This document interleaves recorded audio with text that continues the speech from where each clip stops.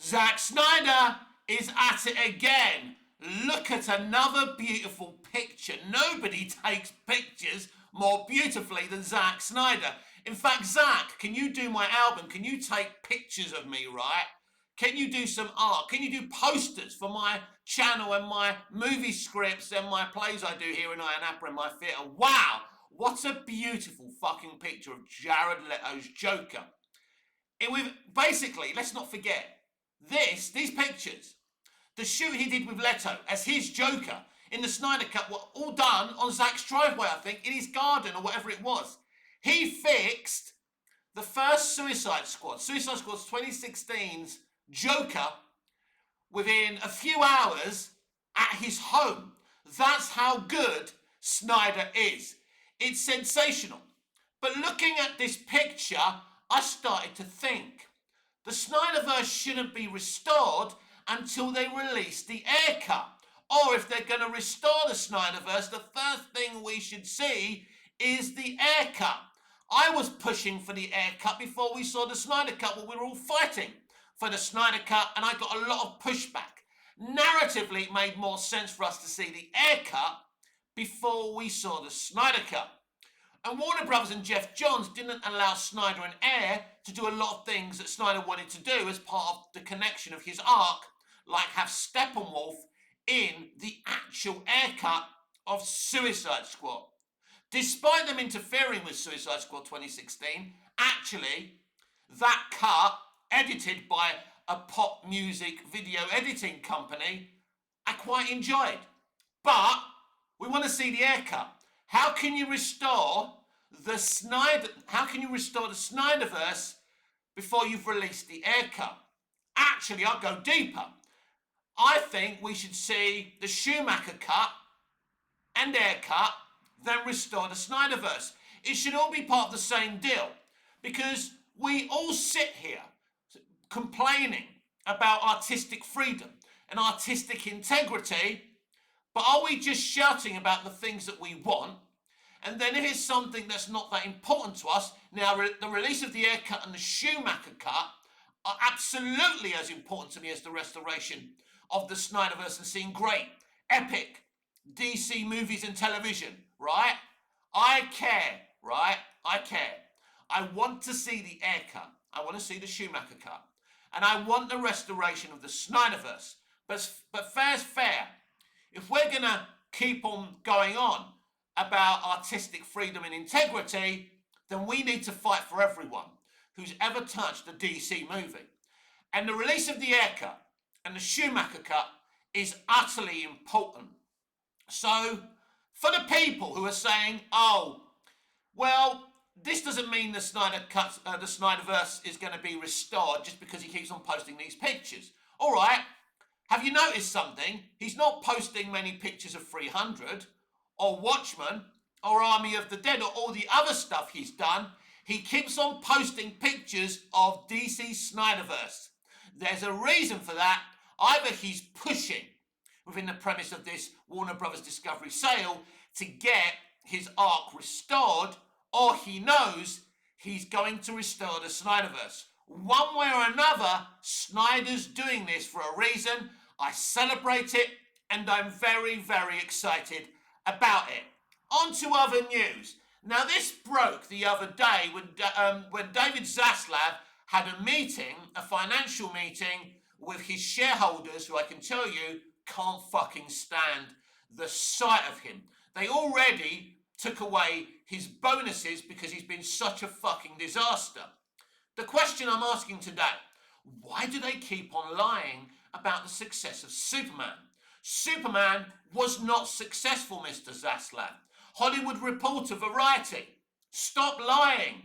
You're supposed to be journalists. You're supposed to inform the public accurately, not trying to hold up a dying studio system.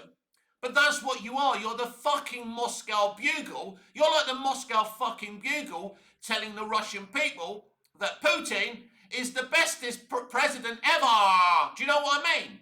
It's the same thing what they do with James Gunn. James Gunn's amazing. James Gunn's Superman is the most successful Superman film ever. It's not. It's not. Add Superman 78 with inflation then Superman 78 makes over $1 billion. Man of Steel makes over $900 million, right? They're the two best Superman movies ever fucking made. James Gunn's Superman, I'm sorry, James, I don't hate you. I don't have a personal gripe with you. But I hate your fucking Superman movie. Your Superman movie is trash. Your Superman movie is a fucking disgrace. And it hurts the creative genes, the DNA, the entertainment DNA that I have, that I was brought up around. I was brought up around the entertainment industry, James. Right?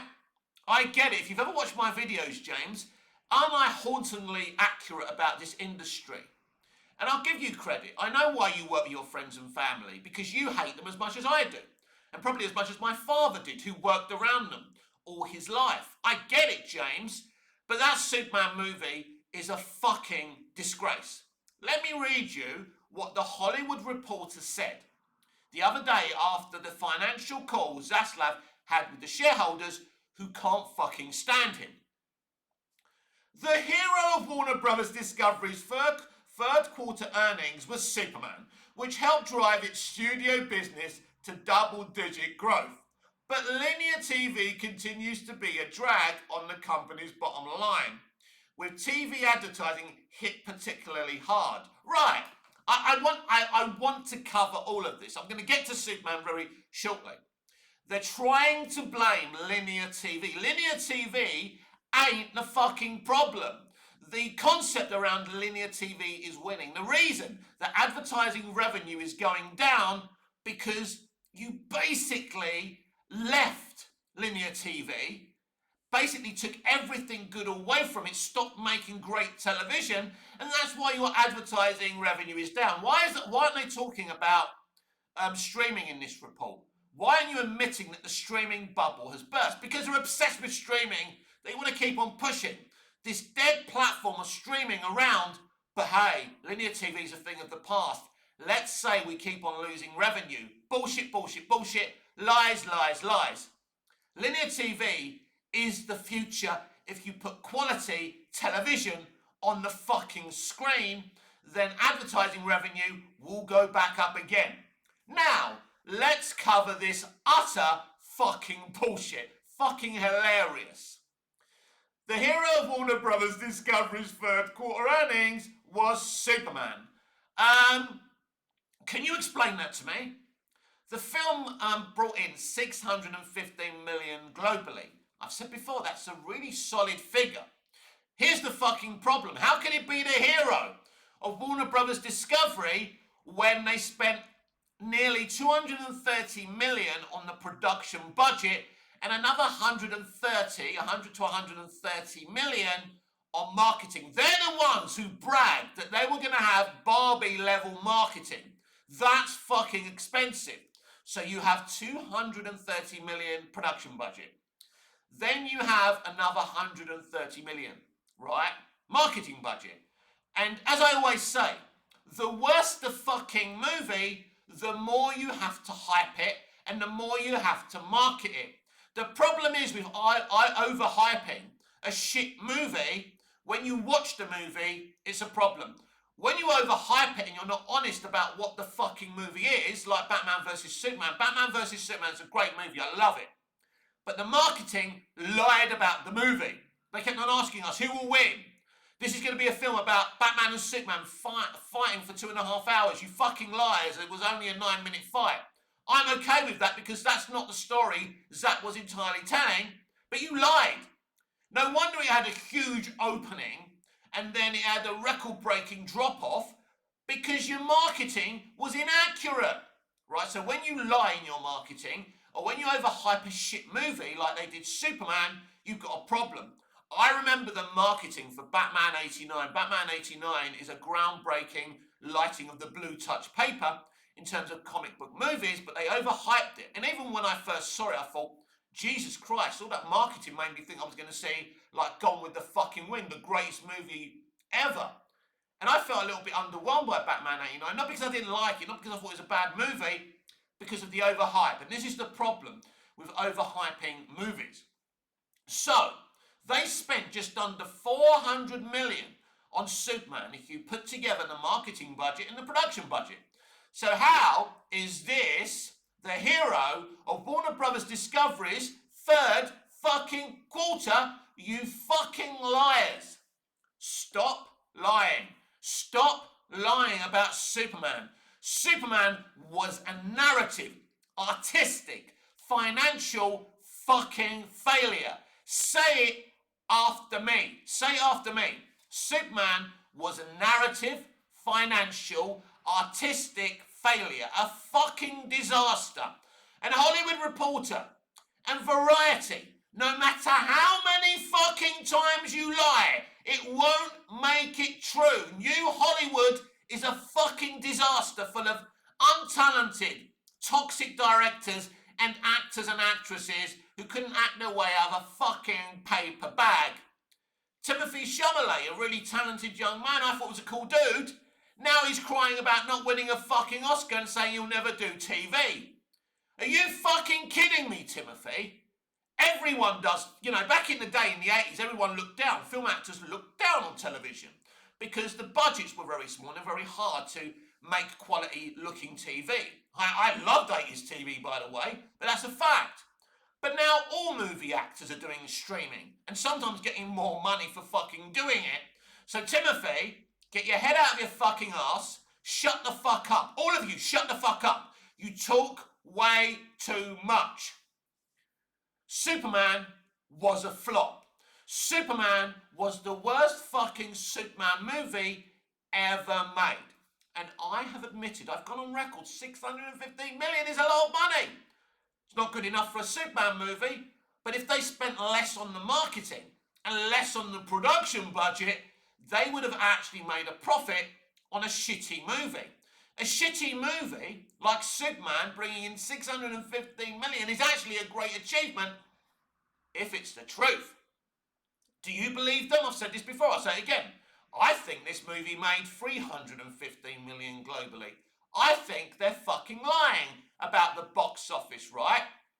If this film was so successful, why do they have to keep on telling us that it's so successful? During its release, we were being told that the domestic box office was the most successful box office for a Superman movie. You can play with the figures, you can keep on giving us the creative accounting. The audience, the consumer, the public are very sophisticated today. They are not falling for your fucking lies. It wasn't successful, it was a flop, it was a horrible movie, it was underwhelming, and no one gives a shit about it. The only people talking about it were Snyderverse stands and gun stands fucking arguing about the movie. Even the gun stands I've spoken to privately actually admit, you know what, Mick? It's a piece of shit. Even we're disappointed. The day he revealed the costume, gun stands told me in confidence, gun stands who don't even fucking like me, message me and say, Mick, we've been defending this guy and he delivers a fucking costume like that. He's making us look fucking stupid. His other films were great, right? What is he doing here? Is he not capable of making a Superman movie? I responded, no, he's not. He never wanted to make a Superman movie, bless him. To be honest, I've said this before, the guy didn't want to make a Superman film. They pushed him into it. James Gunn is good at making that one thing, that one style of movie. He wanted to make The Authority. Why isn't he writing and directing The Authority? That's right in his Roadhouse. He's not a director of Superman. He shouldn't be. And now he's going to do a movie, Man of Tomorrow, which is going to be more like the type of movie he's used to making. That's why he admitted he had more fun writing Man of Tomorrow than he did Superman. The reality is the DCU is dead as the main franchise. And what's this bullshit about Alan Ritchson in talks to play a role in the DCU? Now, they offered, this is what I know. Apparently, they offered him one thing, he didn't want it, and he wanted more of a dirtier, more grittier character in the franchise. I don't think there's actually any real talks going on. I find it highly unlikely that Alan Ritchson will be involved in the DCU, but we will see about that. Basically, we are in an utter mess. The thing that inspires me right now is Zack Snyder and the potential restoration of the Snyderverse. But for that to happen, we must release the Ayer cut and we must fight to release the Schumacher cut. Creative integrity, artistic freedom must be fought for. It shouldn't have to be fought for, but we are in the day and age where they're pushing fucking artificial intelligence, where they're pushing reboot and revival and relaunch after relaunch. We must fight for originality and we must fight for creative integrity. Thank you for watching. I'll see you tomorrow.